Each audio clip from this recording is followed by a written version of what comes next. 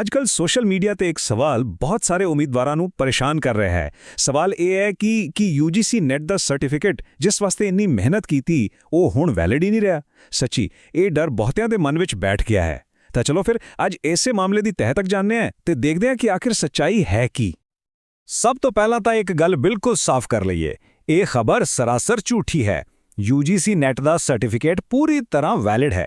ਉਸ ਦੀ ਮਹੱਤਤਾ ਉਹੀ ਹੈ ਜੋ ਪਹਿਲਾਂ ਸੀ। ਇਸ ਲਈ ਬੇਫਿਕਰ ਹੋ ਜਾਓ, ਕੀਤੀ ਗਈ ਸਾਰੀ ਮਿਹਨਤ ਬਿਲਕੁਲ ਵੀ ਬਰਬਾਦ ਨਹੀਂ ਹੋਈ। ਸੋ ਇਸ ਹਿੱਸੇ ਵਿੱਚ ਆਪਾਂ ਯੂਜੀਸੀ ਨੈਟ ਦੀ ਵੈਲਿਡਿਟੀ ਨੂੰ ਲੈ ਕੇ ਜਿੰਨੀਆਂ ਵੀ ਗਲਤਫਹਿਮੀਆਂ ਨੇ ਉਹਨਾਂ ਸਾਰਿਆਂ ਨੂੰ ਦੂਰ ਕਰਾਂਗੇ।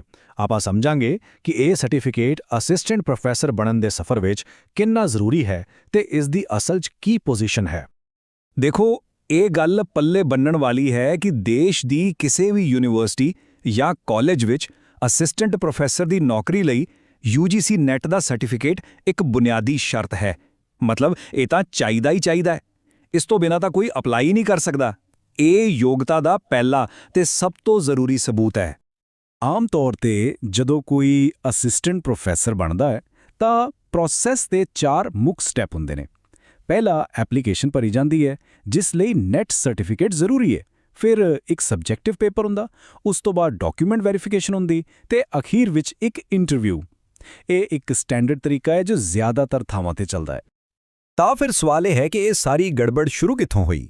ਇਸ ਦਾ ਕਾਰਨ ਕੋਈ ਨੈਸ਼ਨਲ ਲੈਵਲ ਦਾ ਬਦਲਾਅ ਨਹੀਂ, ਬਲਕਿ ਹਰਿਆਣਾ ਪਬਲਿਕ ਸਰਵਿਸ ਕਮਿਸ਼ਨ ਯਾਨੀ HPSC ਦਾ ਇੱਕ ਖਾਸ ਨੋਟੀਫਿਕੇਸ਼ਨ ਹੈ। ਚਲੋ ਹੁਣ ਇਸ ਅਸਲ ਜੜ ਨੂੰ ਫੜਦੇ ਹਾਂ। ਇਹ ਸਮਝਣਾ ਬਹੁਤ ਜ਼ਰੂਰੀ ਹੈ ਕਿ ਇਹ ਮੁੱਦਾ ਪੂਰੇ ਦੇਸ਼ ਦਾ ਨਹੀਂ। ਇਹ ਸਮੱਸਿਆ ਸਿਰਫ ਤੇ ਸਿਰਫ ਹਰਿਆਣਾ ਵਿੱਚ HPSC ਦੀ ਇੱਕ ਭਰਤੀ ਨਾਲ ਜੁੜੀ ਹੋਈ ਹੈ। ਇਸ ਦਾ UGC ਦੀ ਨੈਸ਼ਨਲ ਪਾਲਿਸੀ ਨਾਲ ਕੋਈ ਲੈਣਾ ਦੇਣਾ ਨਹੀਂ ਹੈ। ਸੋ ਇਹ ਇੱਕ ਲੋਕਲ ਮਾਮਲਾ ਹੈ, ਕੋਈ ਨੈਸ਼ਨਲ ਨਿਯਮ ਨਹੀਂ। ਆਹ ਦੇਖੋ, HPSC ਨੋਟੀਫਿਕੇਸ਼ਨ ਦੀ ਇਹੀ ਇੱਕ ਲਾਈਨ ਹੈ ਜਿਹੜੀ ਸਾਰੇ ਝਮੇਲੇ ਦੀ ਜੜ ਹੈ। ਇਸ ਵਿੱਚ ਸਾਫ਼-ਸਾਫ਼ ਲਿਖਿਆ ਹੈ ਕਿ ਜਿਹੜੇ ਉਮੀਦਵਾਰ ਹਰਿਆਣਾ ਤੋਂ ਬਾਹਰ ਦੇ ਨੇ ਉਹਨਾਂ ਦੀ ਯੋਗਤਾ ਜਨਰਲ ਕੈਟੇਗਰੀ ਦੇ ਕੱਟ ਆਫ ਨਾਲ ਮਿਲਾ ਕੇ ਦੇਖੀ ਜਾਵੇਗੀ, ਭਾਵੇਂ ਉਹਨਾਂ ਨੇ ਪੇਪਰ ਕਿਸੇ ਰਿਜ਼ਰਵਡ ਕੈਟੇਗਰੀ ਵਿੱਚ ਹੀ ਕਿਉਂ ਨਾ ਪਾਸ ਕੀਤਾ ਹੋਵੇ। ਤਾਂ ਫਿਰ ਇਸ ਨਵੇਂ ਨਿਯਮ ਦਾ ਅਸਲ ਵਿੱਚ ਅਸਰ ਕਿੰਨਾ ਲੋਕਾਂ ਤੇ ਪਿਆ? ਕੀ ਇਹ ਸਾਰਿਆਂ ਤੇ ਲਾਗੂ ਹੁੰਦਾ ਹੈ? ਨਹੀਂ। ਆਓ ਇੱਕ ਸੌਖੀ ਜਿਹੀ ਉਦਾਹਰਨ ਨਾਲ ਸਮਝਦੇ ਹਾਂ ਕਿ ਅਸਲ 'ਚ ਕੌਣ ਇਸ ਦੀ ਮਾਰ ਹੇਠ ਆਇਆ।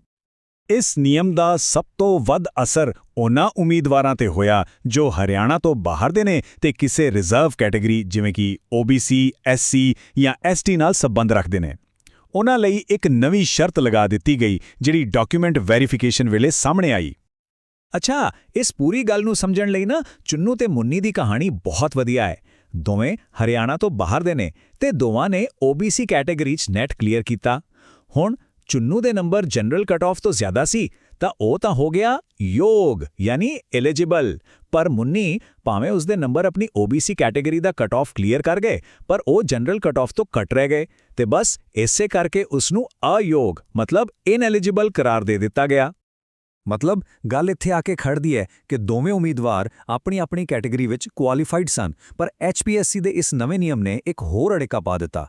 ਮੁੰਨੀ ਨੂੰ ਸਿਰਫ ਇਸ ਲਈ ਬਾਹਰ ਕਰ ਦਿੱਤਾ ਕਿਉਂਕਿ ਉਸਦੇ ਨੰਬਰ ਜਨਰਲ ਕਟ ਆਫ ਤੋਂ ਘੱਟ ਸੀ, ਭਾਵੇਂ ਉਹ ਆਪਣੀ ਕੈਟੇਗਰੀ ਵਿੱਚ ਪੂਰੀ ਤਰ੍ਹਾਂ ਯੋਗ ਸੀ। ਹੁਣ ਸਵਾਲ ਇਹ ਉੱਠਦਾ ਹੈ ਕਿ ਇਸ ਨੋਟੀਫਿਕੇਸ਼ਨ ਨੂੰ ਗੈਰ ਵਾਜਿਬ ਜਾਂ ਅਨਫੇਅਰ ਕਿਉਂ ਕਿਹਾ ਜਾ ਰਿਹਾ ਹੈ ਤੇ ਇਸ ਦੇ ਕੀ ਅਸਰ ਹੋ ਸਕਦੇ ਨੇ। ਚਲੋ ਇਸ ਫੈਸਲੇ ਦੀ ਨਿਰਪੱਖਤਾ ਤੇ ਥੋੜੀ ਗੱਲ ਕਰਦੇ ਹਾਂ। ਦੇਖੋ, ਇਸ ਨਿਯਮ ਦੀ ਆਲੋਚਨਾ ਦੇ ਕਈ ਕਾਰਨ ਨੇ। ਪਹਿਲਾ, ਇਹ ਜੋ ਨਾਰਮਲ ਭਰਤੀ ਦਾ ਤਰੀਕਾ ਹੁੰਦਾ ਹੈ ਉਸ ਤੋਂ ਬਿਲਕੁਲ ਹਟਕੇ ਹੈ। ਦੂਜਾ, ਇਹ ਸਾਫ਼-ਸਾਫ਼ ਲੱਗਦਾ ਹੈ ਕਿ ਇਹ ਰਾਜ ਦੇ ਆਪਣੇ ਉਮੀਦਵਾਰਾਂ ਨੂੰ ਫਾਇਦਾ ਪਹੁੰਚਾਉਣ ਦੀ ਕੋਸ਼ਿਸ਼ ਹੈ ਜੋ ਕਿ ਬਰਾਬਰੀ ਦੇ ਸਿਧਾਂਤ ਦੇ ਖਿਲਾਫ ਹੈ। ਤੇ ਤੀਜਾ, ਪੂਰੀ ਸੰਭਾਵਨਾ ਹੈ ਕਿ ਇਸ ਨਿਯਮ ਨੂੰ ਅਦਾਲਤ ਵਿੱਚ ਚੁਣੌਤੀ ਦਿੱਤੀ ਜਾਵੇਗੀ। ਇੱਕ ਵਾਰ ਫਿਰ ਤੋਂ ਇਸ ਗੱਲ ਤੇ ਜ਼ੋਰ ਦੇਣਾ ਬਹੁਤ ਜ਼ਰੂਰੀ ਹੈ, ਇਹ ਸਿਰਫ HPSC ਦਾ ਇੱਕ ਸਥਾਨਿਕ ਫੈਸਲਾ ਹੈ, ਕੋਈ ਨੈਸ਼ਨਲ ਪਾਲਿਸੀ ਨਹੀਂ। ਇਸ ਦਾ ਮਤਲਬ ਇਹ ਬਿਲਕੁਲ ਨਹੀਂ ਹੈ ਕਿ ਦੇਸ਼ ਦੇ ਬਾਕੀ ਸੂਬਿਆਂ ਵਿੱਚ ਵੀ ਇਹੀ ਕੁਝ ਹੋ ਰਿਹਾ ਹੈ ਜਾਂ ਹੋਵੇਗਾ। ਨੈਟ ਸਰਟੀਫਿਕੇਟ ਹਰ ਥਾਂ ਪਹਿਲਾਂ ਵਾਂਗ ਹੀ ਪੂਰੀ ਤਰ੍ਹਾਂ ਵੈਲਿਡ ਹੈ। ਚਲੋ, ਸਮੱਸਿਆ ਤਾਂ ਆਪਾਂ ਸਮਝ ਲਈ, ਪਰ ਹੁਣ ਸਭ ਤੋਂ ਜ਼ਰੂਰੀ ਸਵਾਲ, ਅੱਗੇ ਕੀ ਕਰਨਾ ਹੈ? ਸਾਨੂੰ ਆਪਣੀ ਊਰਜਾ ਕਿੱਥੇ ਲਗਾਉਣੀ ਚਾਹੀਦੀ ਹੈ? ਤਾਂ ਹੁਣ ਆਪਾਂ ਹੱਲ ਤੇ ਅੱਗੇ ਦੀ ਸਟ੍ਰੈਟਜੀ ਤੇ ਗੱਲ ਕਰਦੇ ਹਾਂ। ਦੇਖੋ ਜੀ, ਹਾਲਾਤ ਜਿਹੋ ਜਿਹੇ ਮਰਜ਼ੀ ਹੋਣ, ਸਫਲਤਾ ਦੀ ਅਸਲੀ ਚਾਬੀ ਤਾਂ ਆਪਣੇ ਵਿਸ਼ੇ ਤੇ ਮਜ਼ਬੂਤ ਪਕੜ ਹੀ ਹੁੰਦੀ ਹੈ। ਇਹ ਉਹ ਚੀਜ਼ ਹੈ ਜੋ ਪੂਰੀ ਤਰ੍ਹਾਂ ਇੱਕ ਉਮੀਦਵਾਰ ਦੇ ਕੰਟਰੋਲ ਵਿੱਚ ਹੈ ਤੇ ਹਮੇਸ਼ਾ ਉਸਦੇ ਕੰਮ ਆਉਂਦੀ ਹੈ। ਜੇਕਰ ਨੰਬਰ ਹੀ ਇੰਨੇ ਜ਼ਿਆਦਾ ਹੋਣ ਕਿ ਹਰ ਕਟ ਆਫ ਪਾਰ ਹੋ ਜਾਵੇ, ਭਾਵੇਂ ਉਹ ਜਨਰਲ ਕੈਟੇਗਰੀ ਦਾ ਹੋਵੇ ਜਾਂ ਕਿਸੇ ਹੋਰ ਦਾ, ਤਾਂ ਫਿਰ ਕੋਈ ਸਮੱਸਿਆ ਹੀ ਨਹੀਂ। ਇਸ ਲਈ ਅਜਿਹੇ ਅਜੀਬ ਪ੍ਰਸ਼ਾਸਨਿਕ ਨਿਯਮਾਂ ਤੋਂ ਬਚਣ ਦਾ ਸਭ ਤੋਂ ਵਧੀਆ ਤਰੀਕਾ ਹੈ ਆਪਣੇ ਵਿਸ਼ੇ ਵਿੱਚ ਮਹਾਰਤ ਹਾਸਲ ਕਰਨਾ। ਸੋ ਅੱਗੇ ਦਾ ਐਕਸ਼ਨ ਪਲਾਨ ਬਿਲਕੁਲ ਸਾਫ਼ ਹੋਣਾ ਚਾਹੀਦਾ ਹੈ। ਇੱਧਰ-ਉੱਧਰ ਦੀ ਖਬਰਾਂ ਤੇ ਸਮਾਂ ਖਰਾਬ ਕਰਨ ਦੀ ਬਜਾਏ ਸਾਰਾ ਧਿਆਨ ਪੜ੍ਹਾਈ ਤੇ ਲਗਾਉਣਾ ਚਾਹੀਦਾ ਤਾਂ ਕਿ ਵਿਸ਼ੇ ਵਿੱਚ ਮੁਹਾਰਤ ਹਾਸਲ ਹੋ ਸਕੇ।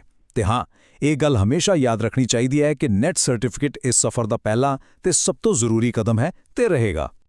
ਤੇ ਅਖੀਰ ਵਿੱਚ ਇੱਕ ਸਵਾਲ ਜਿਸ ਤੇ ਸੋਚ ਵਿਚਾਰ ਕਰਨਾ ਬਣਦਾ ਹੈ, ਜਦੋਂ ਸੂਬੇ ਇਸ ਤਰ੍ਹਾਂ ਦੀਆਂ ਆਪਣੀਆਂ ਵੱਖਰੀਆਂ ਸ਼ਰਤਾਂ ਲਗਾਉਣ ਲੱਗ ਪੈਂਦੇ ਨੇ ਤਾਂ ਕਿ ਇਸ ਨਾਲ UGC ਨੈਟ ਵਰਗੇ ਨੈਸ਼ਨਲ ਟੈਸਟਾਂ ਦਾ ਅਸਲ ਮਕਸਦ ਕਮਜ਼ੋਰ ਨਹੀਂ ਹੁੰਦਾ, ਜਿਨ੍ਹਾਂ ਦਾ ਕੰਮ ਪੂਰੇ ਦੇਸ਼ ਲਈ ਇੱਕ ਬਰਾਬਰ ਦਾ ਸਟੈਂਡਰਡ ਬਣਾਉਣਾ ਹੈ। ਇਸ ਬਾਰੇ ਜ਼ਰੂਰ ਸੋਚਿਓ। ਅਗਲੀ ਵਾਰ ਮਿਲਦੇ ਹਾਂ